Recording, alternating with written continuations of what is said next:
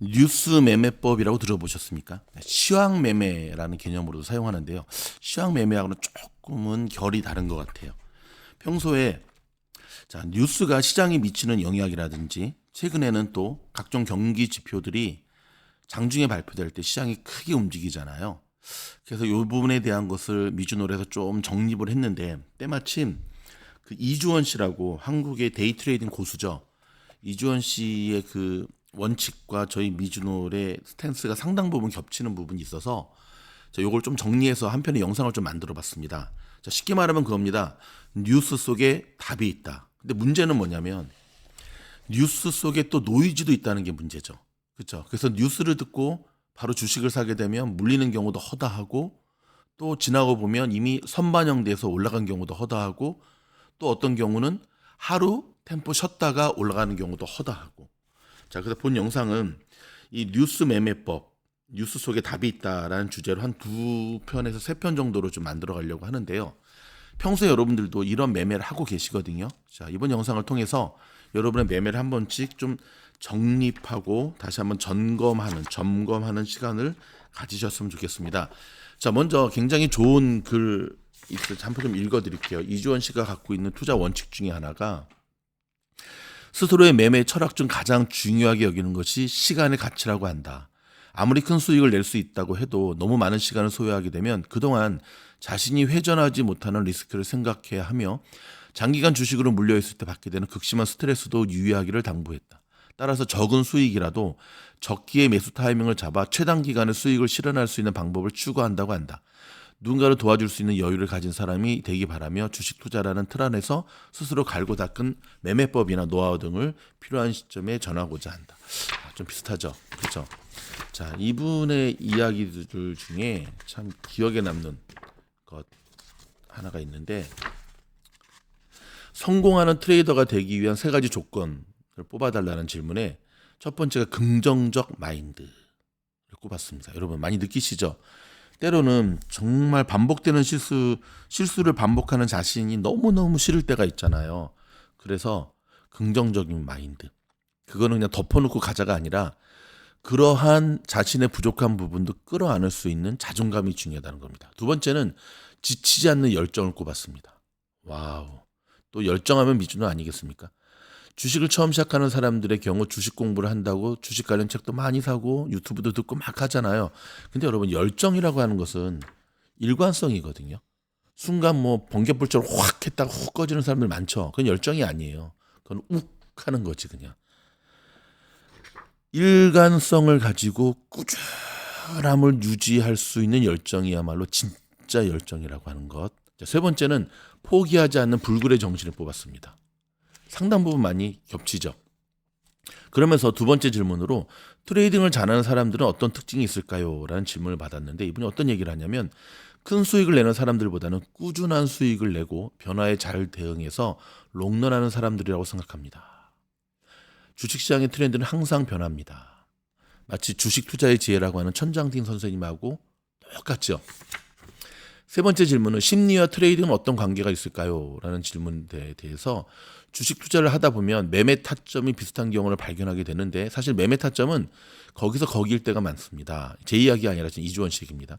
주식 투자로 꾸준한 수익을 내는 사람들의 일지를 보면 단기 매매 관점에서 대부분 매매 종목이나 매매 타점이 비슷하다는 것을 알 수 있습니다. 어느 정도 주식 투자를 해본 사람이라면 어떤 자리가 좋다는 것을 알게 됩니다. 그런데 동일한 종목과 비슷한 타점에서 어떤 사람은 수익을 내는데 어떤 사람은 손실을 냅니다. 왜 그럴까요? 저는 심리적인 영향이 결과를 좌우한다고 생각합니다. 똑같은 기법을 배우고 동일 종목의 동일한 매도 타점이 나오더라도 사람의 심리에 따라 다른 결과가 나오게 됩니다.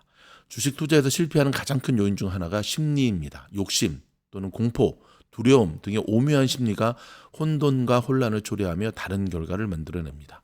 투자와 투기의 마인드는 엄청난 차이가 있습니다. 주식 투자로 대박을 내거나 크게 수익을 내려는 욕심이 생긴다면 주식시장이 매일매일 힘들고 고통스러울 것입니다. 하지만 욕심을 버리고 작은 수익에도 감사하는 마음으로 임한다면 그나마 매도 타점 잡기가 훨씬 수월해질 것이라고 생각을 합니다. 일정 시간을 투자하고 노력이 병행되면 기법은 누구나 갖출 수가 있습니다. 하지만 욕심을 절제하고 공포와 두려움을 극복하기 위해서는 끊임없이 마음의 수양을 쌓아야 합니다. 이는 주식 투자에서 평생 숙제와도 같은 자세입니다. 여러분 많이 동의하시죠? 자, 이분이 이제 여기까지 하고 뉴스 속의 핵심, 뉴스를 듣고 매매하는, 트레이딩하는, 사냥하는 거에 핵심 가치를 네 가지를 정리를 했는데, 자, 첫 번째는 뉴스의 세기에 따른 상승과 하락률을 파악하라는 겁니다. 그러니까 이 뉴스가 딱 나왔을 때 그 뉴스가 그 종목에 어느 정도의 상승과 하락률에 영향을 미치는가.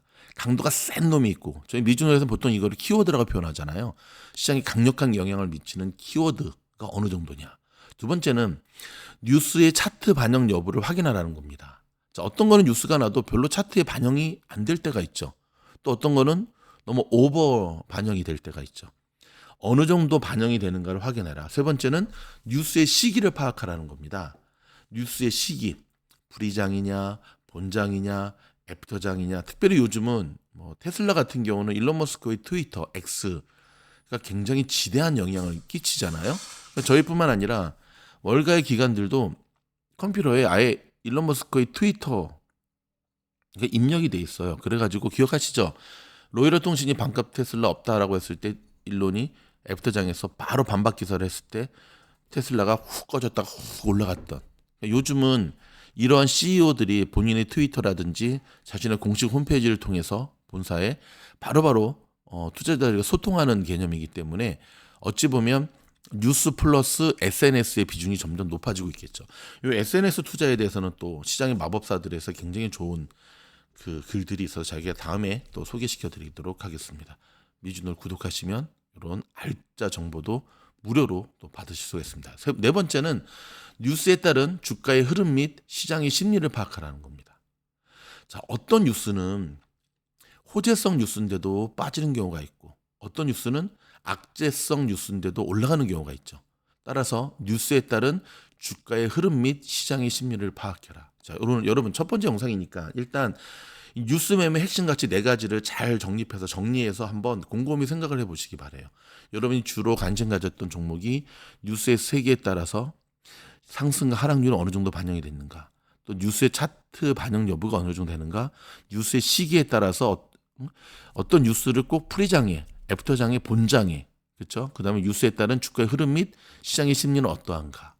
다음 영상에서는 여기에 대해서 한 단계 더 나아가서 조금 더 깊이 다루고, 마지막 한 세 번째 영상에서는 실제 미국 주식에서 이런 네 가지의 관점에서 차트가 어떻게 움직였는가를 실제 사례를 통해서 여러분들한테 보여드리도록 하겠습니다.